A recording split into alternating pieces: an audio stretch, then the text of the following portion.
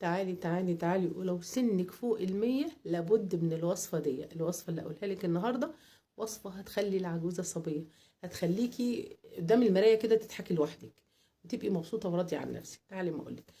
اول حاجه هقولك على مقشر حلو جدا يزيل الجلد الميت ويزيل التصبغات، وزي يعتبر زي احماض الفواكه كده، وحلو جدا جدا، وفي نفس الوقت مش قاسي قوي زي احماض الفواكه او الكريمات المقشره.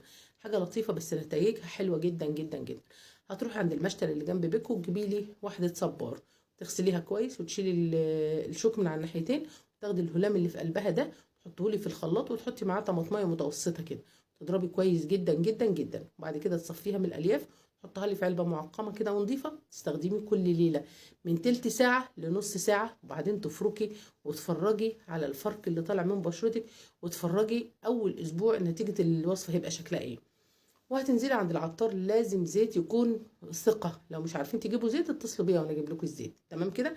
هتجيبي لي زيت جزر خمسة، مثلا 5 إلى 2، بمعنى لو 5 معالق زيت جزر هتحطي لي عليهم معلقتين رز مطحون، تقلبيهم كويس جدا لحد ما يبقى ملمسهم كريمي، وبعدين تاخدي وتفركي بشرتك كده لمدة 5 دقايق، وبعد كده تشطفي وترطبي لي بشرتك، تبخي ميه ورد وتحطي كريمك المرطب وعليه سنه صغيره من الفازلين، وقولي لي ايه القمر وبدر التمام ده، وجربي. تابعيني على قناه وصفه طبيعيه وكريم الصيدليه، وقناه مع اماني منوعات وحاجات بنات، هتلاقي هناك حاجات حلوه قوي. يلا بينا على هناك.